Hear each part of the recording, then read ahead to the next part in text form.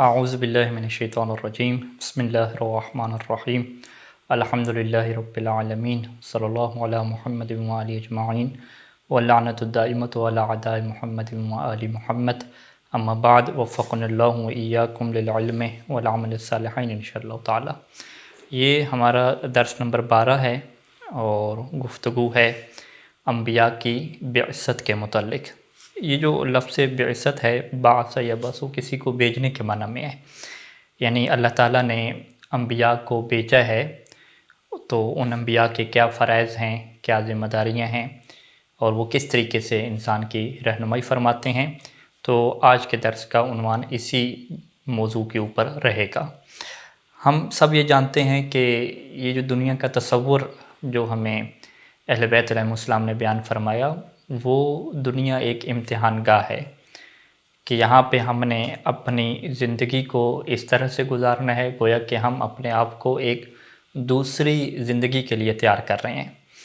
तो लिहाजा यहाँ पे ज़रूरी है कि इंसान के पास ऐसे खालिक की तरफ से नुमाइंदे हैं कि जो इंसान को इस बात से आगाह करें कि तुमने अपनी ज़िंदगी कौन से क़वानीन के तहत गुजारनी है, ताकि जिसके ज़रिए से तुम जो दूसरी ज़िंदगी है, मौत के बाद की ज़िंदगी है, उसमें तुम कामयाब हो सको और ख़ुद इस दुनिया में भी तुम बहुत ज़्यादा अफराद हो, एक दूसरे के हुकूक़ का तुम्हें ख्याल रखना है, तो वो भी बात तय हो जाए कि किसके हुकूक़ क्या हैं और किसकी क्या ज़िम्मेदारी है और वो किस तरीके से आगे चलेगा। तो लिहाजा यहाँ पे किताब के अंदर एक उन्वान बांधा गया कि अम्बिया के फ़राइज़ क्या होंगे। तो सबसे पहले जो अम्बिया का फ़रीज़ा कुरान मजीद ने बयान किया है वो दावत तौहीद है। दावत तौहीद के मुतल्लिक़ कुरान मजीद की सूरह नहल की 36 नंबर आयत, ये आप देखिएगा कि जिसके अंदर ये इरशाद हो रहा है कि वलक़द बासना यहाँ पे बेशक वही बासा का लफ्ज़ इस्तेमाल हुआ कि वलक़द बासना फ़ी कुल्लि उम्मतिन रसूलन अन अब्दुल्लाह वज्तनिबुत तागूता, कि हमने हर उम्मत में जो है रसूल भेजा, अन अब्दुल्लाह वज्तनिबुत तागूत, कि तुम अल्लाह की इबादत करो और तागूत से बचो, शैतान की पैरवी से बचो। तो यहाँ पे कुरान मजीद में अल्लाह ताला इस चीज़ को बयान फरमा रहा है कि हर उम्मत में रसूल भेजने का मकसद यही था कि वो लोगों को ये दावत दें कि तुमने जो अपनी ज़िंदगी गुजारनी है उसमें अपनी मर्ज़ी के मुताबिक नहीं चलना कि जो तुम्हारी मर्ज़ी है तुम वो करोगे, नहीं। यहाँ पे दो ताकतें हैं, दो यहाँ पे रास्ते हैं। एक को हम तागूत का रास्ता कहते हैं, एक को हम रहमान का रास्ता कहते हैं। जो खालिक का रास्ता है, जो तुम्हारा मालिक है, जो अल्लाह है, अगर तुम उसके मुताबिक चलोगे तो तुम उसकी इताअत करोगे। तो लिहाजा अम्बिया के भेजने का मकसद क्या है कि तुम सब अल्लाह की इताअत करो, अल्लाह की इबादत करो और तागूत उससे तुम बचो। तो इसे क्या कहते हैं कि तुम्हारी ज़िंदगी में बस फ़कत अल्लाह की इबादत होनी है, फ़कत अल्लाह की ही इताअत होनी है। इसको हम क्या कहते हैं कि तुम्हारी ज़िंदगी में तौहीद आ जाएगी। तुम इधर उधर की ख्वाहिशात, कभी इसकी बात माननी, कभी उसकी बात माननी, कभी अपनी मर्ज़ी कर लेनी, ये निज़ाम नहीं चलेगा।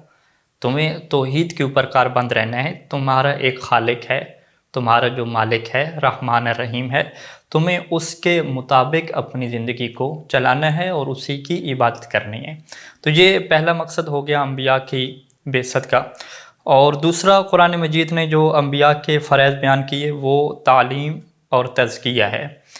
कुरान मजीद की सूरह बकरा की 151 नंबर ये आयत है, जिसके अंदर ये इरशाद होता है कि कमा अरसलना फ़ीकुम रसूलन मिनकुम यतलू अलैकुम आयातिना व युज़क्कीकुम, कि हमने तुम्हारी तरफ रसूल भेजा जो खुद ही तुम में से था। उसकी ज़िम्मेदारी क्या थी? यतलू अलैकुम, वो तुम्हारे ऊपर कुरान मजीद की आयात की तिलावत करता है। यतलू अलैकुम आयातिना व युज़क्कीकुम, और तुम्हें पाकीज़ा बनाता है, तुम्हारा तज़किया करता है। यानी जो नबी आता है वो कुरान मजीद पढ़ के सुनाता है, कुरान मजीद की तशरीह बयान करता है, उसकी तफसीर बयान करता है, लोगों को समझाता है اور اسی طریقے سے انسان کا جو اندرون ہے اسے پاک بناتا ہے. یعنی انسان کے اندر کے جو جذبات ہیں، جو اندر کی سوچیں ہیں، ان کو تبدیل کرنا بھی یہ نبی کا کام ہے. نبی یہ بتلاتا ہے کہ اگر تم حسد کرتے ہو، کسی کے خلاف تم نفرت رکھتے ہو، کسی سے تم محبت رکھتے ہو، تو تمہارا اس کا معیار کیا ہونا چاہیے. تم نفرت کے اندر توحید کے قائل ہو، محبت کے اندر توحید کے قائل ہو، بس ایک مرکزی ذات ہونی چاہیے جو نفرت اور محبت کا معیار ہو. اسی ذات کی خاطر تم محبت رکھو گے، اسی ذات کی خاطر تم نفرت کرو گے. اسی طریقے سے جو دیگر انسانوں کے ساتھ تمہارا رویہ ہے، تمہارا سلوک ہے، اور اسی طریقے سے تمہارے اندر کی جو کیفیت ہے، جو غم کی کیفیت ہے، خوشی کی کیفیت ہے، غصے کی کیفیت ہے، مایوسی کی کیفیت ہے، تمام ان اندرونی جو کیفیات کا علاج کرنا ہے، جسے عربی زبان میں تزکیہ نفس کہتے ہیں، یعنی نفسیاتی جو انسان کے ایشوز ہیں، ان کی تعلیم بھی انبیاء علیہ السلام ہمیں دیتے ہیں.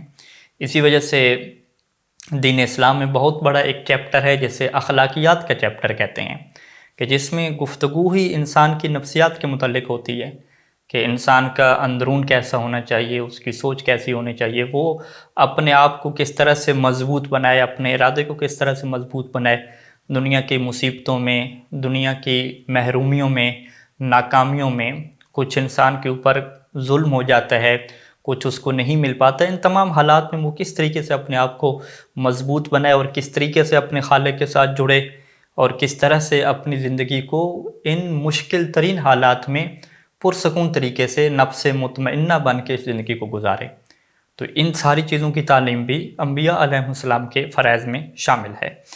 اور تیسرا جو فریضہ ہے انبیاء کا، وہ بشارت اور انذار ہے. بشارت کا مطلب خوشخبری دینا، اور انذار کا مطلب ڈرانا. قرآن مجید کی یہ آیت ہے سورہ الفرقان کی، کہ وما ارسلناک الا مبشرا ونذیرا، کہ ہم نے آپ کو مبشر اور نذیر بنا کے بھیجا ہے. کہ مبشر یعنی آپ لوگوں کو خوشی دیں گے، یعنی جو لوگ اس زندگی میں اللہ تعالیٰ کی اطاعت کریں گے، دنیا کے مصائب اور مشکلات کے باوجود اللہ کی تقسیم کے اوپر راضی ہوں گے، صبر کے دامن کو اپنائیں گے، ظلم کو ختم کرنے کے لیے جد و جہد کریں گے، اپنی قربانیاں پیش کریں گے. اس طرح سے جو مشکل ترین زندگی ہے ہماری، اس کو جب وہ گزاریں گے تو یہاں پہ پھر ان کے پاس ایک بہت بڑی امید ہوگی. وہ امید کیا ہے، وہ بشارت کیا ہے، کہ ہاں تمہیں قیامت کے دن ایک جنت ملنی ہے. اور پھر جنت کی نعمتوں کا جب قرآن مجید ذکر کرتا ہے تو وہاں پہ ایک جو بڑی نعمت ہے، کہ وَرَضْوَانُ اللَّهِ تَعَالَى اکبر، کہ جو سب سے بڑی نعمت ہے وہ اللہ تعالیٰ کی رضا ہے. کہ جب ایک بندہ یہ محسوس کرتا ہے کہ میرا خالق مجھ سے راضی ہو چکا ہے، تو ایک جو نفسیاتی خوشی ہے، ایک جو اطمینان ہے، وہ بہت بڑھ کے ہے. وہ اتنی بڑی نعمت ہے کہ قرآن اسے اکبر کہتا ہے، کہ یہ سب سے بڑی جنت کی نعمت ہے. یعنی جنت کی نعمتوں میں باغات بھی ہیں، محلات بھی ہیں، دیگر چیزیں بھی ہیں. ان کے ساتھ انسان کو کیا چاہیے؟ دلی سکون چاہیے، دلی خوشی چاہیے. وہ دلی سکون اور خوشی کب ملے گی؟ جب انسان کے اندر سے یہ ایک احساس ابھرے گا کہ میرا مالک مجھ سے راضی ہے، میں مکمل کامیاب ہوں، میرا مالک مجھ سے راضی ہے. تو یہ ایک ایسا احساس ہوگا کہ قرآن کہتا ہے یہ سب سے بڑی جو ہے وہ نعمت ہے. اس دنیا میں جب ہم زندگی گزارتے ہیں تو ہمیں یہ کہا گیا ہے کہ آپ درمیانی کیفیت میں رہیں. یہ مومن کی نشانی ہے کہ وہ خوف اور رجا، امید کے درمیان میں رہتا ہے. چاہے وہ جتنا نیک ہو، پھر بھی اس کے لیے ضروری ہے کہ وہ خوف کی کیفیت میں رہے. خوف کی کیفیت میں رہنے کیا مطلب؟ کہ وہ یہ کہے کہ ہو سکتا ہے میرا مالک کسی بات میں مجھے پکڑ لے. وہ اپنے اعمال کو کافی نہ سمجھے. اہل بیت علیہ السلام کی سیرت موجود ہے، نیکیاں کرنے کے بعد، سب کچھ کرنے کے بعد بارگاہ الہی میں اپنے آپ کو کوتاہ پیش کرتے ہیں کہ یا اللہ ہم نے تیری عبادت کا حق ادا نہیں کیا. اور پھر اس کے لیے وہ اپنے لیے لفظ معصیت بھی استعمال کر دیتے ہیں کہ لگ ہم تو گناہ گار بندے ہیں، ہم تو تیرا حق ہی پورا نہیں کر پا رہے. یہ وہ احساس دنیا میں انسان کو رکھنا ہوتا ہے کہ انسان اپنے خالق اور اپنے مالک کے بدلے میں اسی احساس میں جیے کہ ہو سکتا ہے کہ وہ پکڑ لے. اب پھر مایوس بھی نہ ہو، وہاں پہ رجا اور امید بھی رکھے. امید بھی ہو کہ میرا مالک رحم ہے اور وہ میرے اوپر رحم کرے گا. تو اس درمیانی کیفیت میں انسان رہتا ہے. لیکن جب قیامت میں جائے گا اور اس کے پاس یہ ایک کیفیت آئے گی کہ میرا مالک مجھ سے راضی ہو چکا ہے اور میرے اوپر اب کسی قسم کی کوئی اس طرح کی حالت بنانا ضروری نہیں ہے، تو اب یہ وہ منزل ہوگی کہ جو انسان کے لیے بہت بڑے سکون کا باعث ہوگی اور بہت بڑے دلی اطمینان کا سبب بنے گی۔ تو یہ تیسرا پوائنٹ ہو گیا کہ انبیاء کا کام بشارت دینا ہے، اور اسی طریقے سے جو لوگ غلط کام کرتے ہیں ان کو ڈرانا بھی ہے کہ تم اس دنیا میں تو غلط کام کر لو گے، کسی سے بچ جاؤ گے، لیکن ایک بہت بڑی بات کی دنیا ہے، وہاں پہ تمہیں اس کے لیے خبردار ہونا ہے، اپنے آپ کو بچا کے رکھنا ہے تاکہ کسی بڑے تم نقصان کا شکار نہ ہو جاؤ۔ چوتھی جو ذمہ داری ہے انبیاء کی وہ ہمارے پاس ہے کہ عدل و مساوات کا قیام۔ قرآن مجید کی یہ آیت ہے سورہ حجرات کی 13 نمبر آیت، کہ جس میں اللہ تعالیٰ نے جب یہ ارشاد فرمایا کہ اس نے تمہیں مرد اور عورت سے پیدا کیا، پھر اس نے تمہارے مختلف شعوب قبیلے بنائے، اور وہ جو مختلف قبیلے بنانے کا اور مختلف قومیں بنانے کا مقصد کیا تھا کہ تم ایک دوسرے کو جان سکو بس، اور تم میں سے پھر زیادہ عزت والا وہی ہے کہ جو تقوی اختیار کرے گا۔ تو یہ اہل بیت علیہ السلام نے کے قانون دیا کہ انسانوں میں اس طرح کی تفریق نہیں چلے گی کہ وہ ایک اچھی ذات کا بندہ ہے، یہ بری ذات کا بندہ ہے، یہ جو ذاتیات کا نظام ہے کہ وہ ایک ایسی قوم ہے کہ وہ اچھوت ہے، فرض کریں کہ وہ تو بدبخت قوم ہے، اس کی تو کوئی حیثیت نہیں۔ قرآن نے سب چیزوں کو رد کیا۔ قرآن نے فرمایا کہ تم سب مرد اور عورت سے پیدا ہوئے ہو، تمہارے جو مختلف قبیلے ہیں فقط اس لیے ہیں کہ تم ایک دوسرے کو پہچان سکو۔ یہ ایک نظام، کیونکہ سب ایک جیسے ہوتے تو وہ ان کو الگ الگ کرنا اور پھر ایک ریکارڈ سب کا رکھنا، محفوظ کرنا، یہ مشکل ہو جاتا۔ تو ایک معرفت کا ذریعہ ہے کہ انسان یہ پہچان لیتا ہے کہ میں اس قبیلے سے ہوں، فلاں جو بندہ دوسرے قبیلے سے ہے، یہ فقط ایک دوسرے کی پہچان کی حد تک ہے، وگرنہ اس کا تعلق فضیلت سے نہیں ہے۔ فضیلت انسان کے کردار کی بنیاد پہ، اور کردار کسی بھی قوم کا کوئی بھی فرد کرے، چاہے وہ عربی ہو، چاہے وہ فارسی ہو، چاہے وہ انسان ایسا ہو کہ وہ سیاہ فام ہے، جسے ہم کیا کہتے ہیں، حبشی کہتے ہیں، وہ فرد بھی ہو، اگر وہ بھی اللہ کے قانون کے مطابق زندگی گزارتا ہے اور تقوی کی منزل کے اوپر جاتا ہے، تو وہ بہت ساری جو فضیلت رکھتی ہیں قومیں دنیا کی نگاہ میں، جو دنیا کی نگاہ میں جو خوبصورت انسان ہے، ان سے یہ انسان بہت بڑا جو ہے وہ مقام، بلند مقام حاصل کر لیتا ہے، اور اس کی فضیلت کئی گنا بڑھ جاتی ہے۔ اسے کیا کہتے ہیں کہ ایک میرٹ کا نظام ہے، ایک ہمارے پاس ایک ایسا سسٹم ہے، ایک ایسا قانون ہے کہ جس میں پھر ذات پات کی کوئی حیثیت نہیں رہتی۔ تو یہ انبیاء علیہ السلام کی چوتھی ذمہ داری ہے کہ وہ دنیا میں آئیں گے اور عدل و مساوات کا نظام قائم کریں گے، اور سب کو یہ درس دیں گے کہ تم سب برابر ہو۔ ہاں، تم میں سے فضیلت اسی کی ہوگی کہ جو تقوی کی منزل کی طرف بڑھے گا اور اپنے آپ کو مضبوط انسان بنائے گا۔ اس کے بعد ایک عنوان کتاب کے اندر یہ باندھا گیا کہ گزشتہ جتنے بھی انبیاء ہیں ہمیں سب کے اوپر ایمان رکھنا ہے، ہمیں یہ عقیدہ اپنانا ہے کہ وہ اللہ کے نمائندے تھے۔ یعنی ایسا نہیں ہے کہ ہم اگر یہ کہتے ہیں کہ فرض کریں کہ ایک نبی ایسا گزرا ہے کہ ہم کہتے ہیں کہ نہیں وہ نبی، ہم اسے اللہ کا نمائندہ نہیں مانتے، اس کی نبوت کے اوپر ہم عقیدہ نہیں رکھتے، تو اس طرح سے پھر ہمارا جو عقیدہ اسلام ہے وہ مکمل نہیں ہوگا۔ نبوت گزشتہ انبیاء کو ملی، گزشتہ انبیاء بھی اللہ کی طرف سے پیغام لے کر آئے تھے، اللہ کی طرف سے شریعت لے کر آئے تھے، شریعت ان کے زمانے تک کی تھی، پھر وہ شریعت ختم ہو گئی، پھر ہمارے آخری نبی ہے ان کو جو شریعت ملی وہ قیامت تک کے لیے ہے۔ اس کا مطلب کیا ہے کہ گزشتہ انبیاء کو بھی ہم یہ مان رہے ہیں کہ وہ اللہ کی طرف سے تھے، وہ لوگ کوئی جھوٹ کی بنیاد پہ نہیں تھے، وہ لوگ ایسا نہیں تھے کہ اپنی طرف سے انہوں نے کوئی چیز بنا کے دی ہو۔ تو یہ ہمارے لیے ایمان لانا ضروری ہے۔ قرآن مجید کی سورہ بقرہ کی آیت 285 کتاب کے اندر لکھی گئی کہ جس میں ارشاد ہو رہا ہے کہ لا نفرق بین احد من رسلہ، کہ ہم اس کے رسولوں میں سے کسی کے درمیان بھی کوئی فرق نہیں کرتے، سب کو ہم یہ کہتے ہیں کہ سب نے اللہ کی طرف سے جو ذمہ داری دی گئی تھی اس کو نبھایا، اس کو پورا کیا، اور سب اپنے زمانے کے لیے جو اللہ کی طرف سے پیغام ملتے تھے وہ ان کو پہنچاتے رہے، اور کوئی بھی ان میں سے ایسا نہیں تھا کہ جس کو ہم جھوٹا کہیں، کاذب کہیں، ایسا کوئی بھی نہیں تھا۔ کوئی اس مسئلے میں ہم کسی بھی نبی کا دوسرے نبی سے کوئی فرق نہیں کرتے۔ تو لہٰذا یہ ایمان کا حصہ ہے. یعنی اگر کوئی بندہ یہ کہتا ہے کہ میں حضرت عیسیٰ کو نہیں مانتا، وہ کہتا ہے کہ حضرت عیسیٰ تو یہ جو عیسائی لوگ ہیں ان کے نبی ہیں، ہم ان کو نہیں مانتے. کوئی کہتا ہے کہ جو یہودی جس نبی کو مانتے ہیں حضرت موسیٰ علیہ السلام، میں حضرت موسیٰ علیہ السلام کو نہیں مانتا، یہ یہودیوں کے ہیں، اسرائیلیوں کے ہیں. نہیں، یہاں پہ ایسا نہیں ہوگا. اس سے یہ ماننا پڑے گا کہ حضرت عیسیٰ بھی اللہ کے نبی ہیں، حضرت موسیٰ بھی اللہ کے نبی ہیں. ان کی شریعت تھی جو اب ان کے زمانے تک کے لیے تھی، پھر وہ ختم ہو گئی، اور پھر ہم جس شریعت کو مانتے ہیں وہ اللہ کے رسول صلی اللہ علیہ وآلہ وسلم لے کر آئے، جسے شریعت محمدی کہتے ہیں، جو قیامت تک کے لیے ہے. تو یہ عقیدہ رکھنا ضروری ہے. اگر کوئی اس طرح کا عقیدہ نہیں رکھتا تو پھر اس کا ایمان ہی مکمل نہیں ہے، اسے ہم ایک مکمل مسلمان نہیں کہہ سکتے. تو لہٰذا یہی فرق ہے یہودی عیسائیوں اور مسلمانوں میں، کہ مسلمان ان کے انبیاء کو مانتے ہیں، لیکن جو یہودی عیسائی ہیں وہ ہمارے نبی کو نہیں مانتے. ہم تو تمام انبیاء کو مانتے ہیں، لا نفرقو، ہم کوئی فرق نہیں کرتے ان میں سے کسی کے درمیان. ہر ایک کو ہم نبی مانتے ہیں، ہر ایک کو ہم اللہ کا نمائندہ مانتے ہیں. اس کے بعد ایک اور گفتگو کہ نبی کے اوصاف کیا ہوں گے. چند ایک اوصاف کا جاننا ضروری ہے تاکہ ہم یہ پہچان کر سکیں کہ کون نبی ہوتا ہے اور اس کی کیا کیا صفات ہوتی ہیں.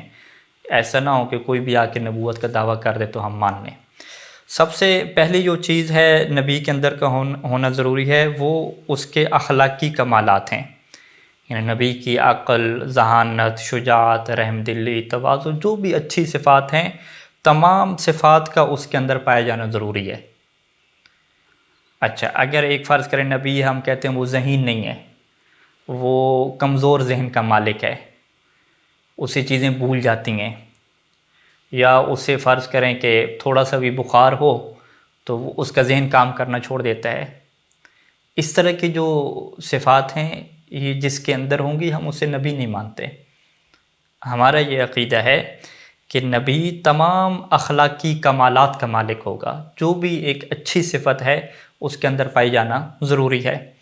انبیاء کے اندر کوئی بخل، کوئی حسد، اور اسی طریقے سے کسی کے خلاف دل میں کینہ بھر جانا، اور یا جو ہے وہ آپ کیا کہتے ہیں کہ فقط اپنے لوگوں کو سپورٹ کرنا اور دوسروں کے خلاف نفرت رکھنا. جس طرح سے دنیا میں جو سیاسی لیڈر ہیں ان کے ہاں یہ نظام چل رہا ہے، تفاوت کا نظام چل رہا ہے، اس طرح کی جو بری صفاتیں انبیاء میں نہیں ہوتی. لہٰذا اگر کوئی انسان یہ دعویٰ کرتا ہے کہ یہ شخص میرا نبی ہے، اور آپ اگر اس کی زندگی کا مطالعہ کرتے ہیں تو یہ آپ کو پتہ چلتا ہے کہ یہ تو بزدل تھا، یہ تو دوسری قوموں کے خلاف نفرت رکھتا تھا، حسد رکھتا تھا، تو اب آپ اسے نبی نہیں مانیں گے. آپ کہتے ہیں نہیں، یہ نبی نہیں ہو سکتا. نبی وہ ہوگا کہ جس کے اندر اخلاقی کمالات موجود ہوں گے. اسی طریقے سے دوسری جو چیز ہے نبی کے اندر پایا جانا ضروری ہے وہ حسب اور نسب کی پاکیزگی ہے، کہ نبی کا خاندان، اس کی جو نسل ہے وہ پاک رشتوں سے چلے. یعنی ایسا نہیں ہے کہ کوئی یہ دعویٰ کرے علیہ باللہ من ذالک کہ اس نبی کا جو اوپر شجرہ ہے وہاں پہ نکاح کا سلسلہ نہیں ہے، بغیر نکاح کے زنا کی وجہ سے ایک سلسلہ جڑا اور وہاں سے پھر کیا نبی کی ولادت ہوئی ہے. ہم یہ عقیدہ نہیں رکھتے، یہ بری صفت ہے، اس کو ہم قبول نہیں کرتے. نبی کا کام لوگوں کو رہنمائی دینا ہے، وہ ان کا رہنما اور لیڈر بن کے آتا ہے، تو اس کے اندر اس طرح کا عیب کا ہونا یہ خطرناک ہے. لوگوں کا اس کی وجہ سے اس نبی کے اوپر اعتماد اٹھ جائے گا. اسی وجہ سے ہم یہ کہتے ہیں کہ اللہ کے رسول صلی اللہ علیہ وسلم کا جتنا بھی شجرہ ہے تمام شجرہ پاک صلبوں سے چلا ہے. اسی طریقے سے حسب کے اعتبار سے جو کمال ہوتا ہے کہ ان کے جو والدین ہیں ایسا نہیں ہے کہ وہ اللہ کے دشمن رہے ہوں. حضرت آدم علیہ السلام سے لے کر ہمارے رسول صلی اللہ علیہ وآلہ وسلم تک جتنے ان کے والدین ہیں، جتنے ان کے آبا ہیں، وہ اس کے بیٹے، وہ اس کے بیٹے، اس طرح سے کسی بھی لڑی کے اوپر آپ ہاتھ رکھ کے یہ نہیں کہہ سکتے کہ وہ لوگ کافر تھے، وہ اللہ کو نہیں مانتے تھے. اور یوں کافر کی نسل سے کون آ گیا؟ نبی آ گیا. یہ ہمارا عقیدہ نہیں ہے. مکتب تشیع کا یہ عقیدہ ہے کہ نبی کی جو نسل ہے، جس نسل سے وہ چلا ہے، جس شجرے سے چلا ہے، اس کا عقیدے کے اعتبار سے بھی پاک و پاکیزہ ہونا ضروری ہے، حسب کے اعتبار سے بھی پاک و پاکیزہ ہونا ضروری ہے. لہذا ہمارا یہ عقیدہ ہے کہ حضرت نبی جو ہمارے آخری نبی ہیں حضرت محمد صلی اللہ علیہ وآلہ وسلم، ان کے والدین شریعت ابراہیمی کے اوپر تھے، اور حضرت ابراہیم نے ان کا نام مسلمان رکھا تھا. ان کو ہم کافر نہیں مانتے. دیگر تشیع سے ہٹ کے جو دیگر مسلمان ہیں وہ اس طرح کی باتیں سوچ سکتے ہیں، لیکن مکتب تشیع اس چیز کو انبیاء کی بنیادی خصوصیات میں سے قرار دیتا ہے کہ کسی نبی کے لیے یہ ممکن نہیں ہے کہ اس کے والدین کافر ہوں اور اس کے والدین مشرک ہوں، ایسا نہیں ہو سکتا۔ ہمیشہ جو نبی کے والدین ہوں گے، والدین کے والدین ہوں گے، اوپر جتنا اوپر آپ چلتے جائیں حضرت آدم تک، تمام جو سلسلے ہیں وہ پاک و پاکیزہ ہوں گے، وہ سب کے سب اللہ کی اطاعت کرنے والے ہوں گے، اللہ کے بندے ہوں گے، مسلمان ہوں گے، جس کے زمانے میں جو شریعت تھی اللہ کی طرف سے وہ اسی کے پابند ہوں گے، پیروکار ہوں گے۔ کوئی بھی ایسا درمیان میں آپ کو نہیں ملے گا کہ جو کافر ہو۔ اس حوالے سے تاریخ کے اندر جو جھوٹی روایات گڑی گئی ہیں یا دیگر قرآن کی مجید کی آیات کی تفسیر غلط کی گئی، غلط چیزوں کو سمجھا گیا، تو وہ مکتب تشیع اس کا مکمل طور پہ جواب دیتا ہے۔ اہل بیت علیہ السلام نے اس کے اوپر ہماری رہنمائی فرمائی ہے۔ اسی طریقے سے جو آخری صفت ہے نبی کے متعلق پائے جانا وہ عصمت ہے۔ یہ بھی ہمارا ترا امتیاز ہے کہ ہم نبی کو معصوم مانتے ہیں۔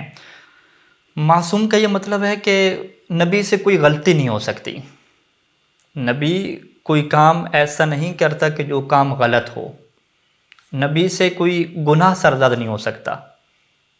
نہیں، اس کی ہم انشاءاللہ اگلے درس میں مزید وضاحت کریں گے کہ نبی جو بھی آپ کو دینی بات بتلاتا ہے، دینی بات بتلانے کے علاوہ نبی کا جو اپنا کردار ہے، اپنا جو رہن سہن ہے، لوگوں کے ساتھ جو معاملات ہیں، اس میں بھی نبی کسی قسم کی غلطی کا شکار نہیں ہوتا۔ نبی بھولتا نہیں ہے کہ اس نبی کے اوپر نسیان آ جائے، وہ بھول جائے، اس کا ذہن کام کرنا چھوڑ دے، یہ ایسا نہیں ہے۔ تو لہٰذا یہ ہم عصمت کے جو ہے وہ قائل ہیں۔ قرآن مجید کی آیت اس بات کی طرف اشارہ کرتی ہے کہ سورہ آل عمران کی 159 جو آیت ہے کہ فَبِمَا رَحْمَةٍ مِّنَ اللَّهِ لِنْتَ لَهُمْ وَلَوْ كُنْتَ فَظًّا غَلِيظَ الْقَلْبِ لَانفَضُّوا مِنْ حَوْلِكَ، کہ اے رسول آپ اللہ کی رحمت سے نرم مزاج ہیں۔ اگر آپ سخت دل والے ہوتے ہیں نا، غلیظ القلب، آپ کا دل بڑا سخت ہے، کوئی انسانیت کے لیے اس کے اندر رحم کا جذبہ نہیں ہے، تو ایک بری صفت ہے۔ تو پھر ہوتا کیا کہ لوگ کبھی بھی آپ کے ارد گرد جمع نہ ہوتے، لَانفَضُّوا مِنْ حَوْلِكَ، وہ تمام کے تمام آپ سے دور ہو جاتے ہیں۔ یعنی ایک چھوٹی سی جو خامی ہے کہ اگر نبی جو ہے وہ سخت غصے والا ہو، سخت غصے والا ہے، بڑا ہم کیا کہتے ہیں کہ بڑا سخت مزاج کا بندہ ہے، اگر اس طرح کی خامی بھی اس کے اندر ہو تو لوگ اس کے گرد جمع نہیں ہوتے۔ تو پھر آپ خود اندازہ لگائیں کہ اگر اس کے اندر بہت ساری خامیاں ہوں کہ وہ باتیں بھی اپنی بھول جاتا ہو، وہ غلطیاں کر جاتا ہو، اور بعض اوقات اس کے اوپر جادو کا اثر ہو جاتا ہو اور اس کا جو ذہن ہے وہ کام کرنا چھوڑ دیتا ہو، تو یہ پھر کیسا نبی ہوگا؟ لوگ کیسے اس کے اوپر اعتماد کریں گے؟ لہٰذا عصمت کا نظریہ بہت ضروری ہے کہ اگر ہم اس بات کو مانتے ہیں کہ وہ اللہ کا نمائندہ ہے، پھر ہم اس بات کو بھی مانتے ہیں کہ اللہ کے نمائندے نے انسانیت کی خدمت کرنی ہے، انسانوں کو رہنمائی دینی ہے، ان کو لیڈ کرنا ہے، پھر ہم اس بات کو کیسے مان سکتے ہیں کہ وہ ایک ایسا نمائندہ ہے کہ جس کا ذہن کبھی کام نہیں کرتا، جو سخت غصے والا ہے، لوگوں کو جو ہے وہ اپنے آپ سے بگا دیتا ہے، لوگ اس کے گرد جمع نہیں ہو پاتے، اور وہ ایک ایسے مزاج کا مالک ہے کہ جس مزاج کو کوئی بھی پسند نہیں کرتا، وہ خود غلطیاں کرتا ہے، وہ خود گناہ کرتا ہے، یہ کیسے ہو سکتا ہے؟ لہٰذا اگر اللہ نے اس کو رہنما بنا کے بھیجا ہے، لوگوں کو دین بتلانے والا، لوگوں کو اچھی باتیں بتلانے والا بنا کے بھیجا ہے، تو خود اس کے لیے بھی اچھا ہونا ضروری ہے، تبھی یہ اعتماد کا سلسلہ باہر رہے گا۔ لہٰذا نبی کی جو ایک خصوصیت ہے عصمت، یہ باقی بندوں سے بڑھ کے ہوگی، اس کے اندر یہ خصوصیت ایسی کمال کے درجہ تک ہوگی کہ جس میں کسی قسم کی غلطی کا شائبہ نہیں ہوگا، کسی قسم کا شک کا شائبہ نہیں ہوگا کہ ہم نبی کے ذہن پہ شک کریں، ان کے کسی فعل کے اوپر شک کریں، ایسا ہم تصور نہیں کر سکتے۔ انشاءاللہ اس کے بارے میں مزید گفتگو بھی اگلے درس میں آئے گی۔ صلی اللہ علی محمد و آلہ اجمعین۔ والسلام علیکم ورحمۃ اللہ وبرکاتہ۔